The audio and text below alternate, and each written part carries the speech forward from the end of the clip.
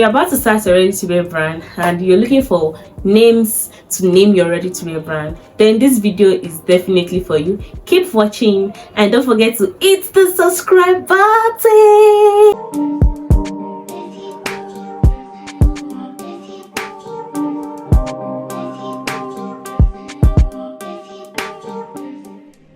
My name is Ellen and I talk about fashion, beauty and daily lifestyle content.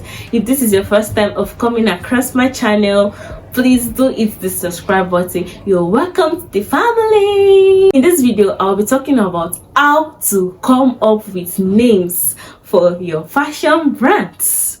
See, you need to understand that coming up with names for your fashion brand is like betting. It's like you giving birth to a baby and you're about to name your child. So for example, if you give birth to a child today, let's say this is your child, you will not give this thing pancake. You will not give it a very ridiculous name. So you need to treat your fashion brand like that. Don't stop giving your fashion brands ridiculous name. See, if nobody will tell you, I will tell you today. So the very first thing you need to know, when naming your fashion brand is to come up with names that are visible. See, if you're coming up with names for your fashion brand, if it is not visible, people will type your name in the search box. They'll be typing Elisu. They will not see anything, because why would you be naming your fashion brand Elisu? The Elysium now will be E-L-E. It will be one funny name of Elysium. Maybe E-L-I-S-E. You need to understand that not everybody is literate. See, me said that I'm literate. What do you call it? I cannot put some names on the search button. You need to stop coming up with ridiculous names. Come up with names that are visible. Don't shoot yourself in the leg. I see some names on IG because I spent some very toxic amount of time on IG, and I see some names. God, and I feel like crying. I know I'm not perfect, my brand is not perfect, but I see some names and I'm actually very angry. These are names that are not visible. Can you try and market a product to somebody and the person say, oh, tell me your name? Probably the person is rushing and you're shouting, Elisu, Elisu. What's it long? I'm serious. Name your brands visible names. This will the Queen Ellen brand. Number 2 would be names that are straightforward. First of all, it's almost like the visibility one, but it's still not really the same thing. Names that are straightforward. I'll still use my brand, for example. You're hearing the Queen Ellen brand. Please say it again. Say it again. Is that not straightforward? Not for you to be hearing some name like fishing call liquor. Waiting. When is that you are speaking in tongues? Please, straightforward names. You're using a straightforward name. Please don't use a name that it's too complicated to pronounce or too complicated to spell. Don't use a name that when people want to type out, it's going to give them headache. Please do not try it.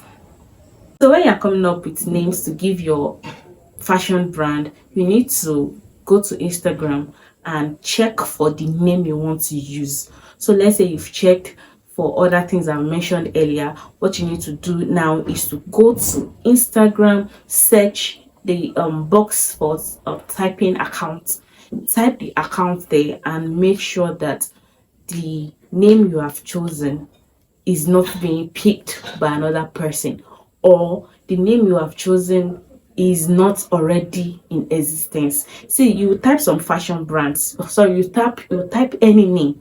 Let's say you want to start a fashion brand and you say, okay, let me use May Couture, and you type May Couture. Trust me, Instagram will probably bring like 10 different May Couture brands for you, and they might be doing the same thing you are doing. So you don't want to confuse people.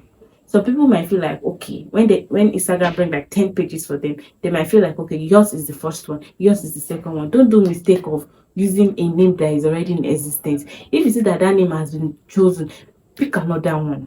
Name no they finish. Pick another one. Don't feel like, I'll put underscore. Some people used to do that mistake. Then they'll put underscore probably at the beginning or at the end or at the middle just to differentiate themselves. Don't do it. Don't just pick the name.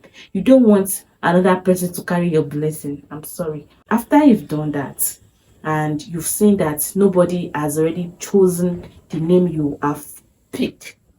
Yes, as I said that nobody already chose the name, you can now go ahead to brand the name. So let's take for example, when I was going for my brand, and I checked it and I came up with the name, and I checked it on whole platform and I saw that nobody has this name already. I then said, okay, now I want to go as the Queen Helen brand. Do you get?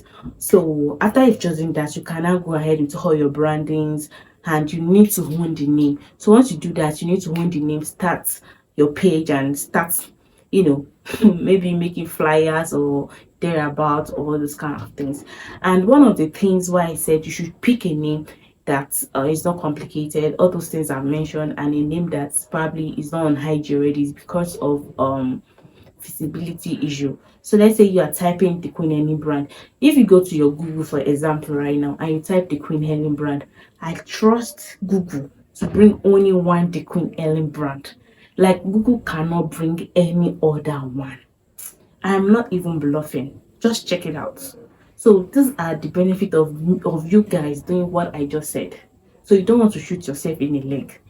Please, if you have not come up with your brand name, please do watch this video to the end and let me know if it was helpful, and till we meet next time. And if you've not subscribed, please do hit the subscribe button. You don't want to miss on other amazing videos I have out there for you.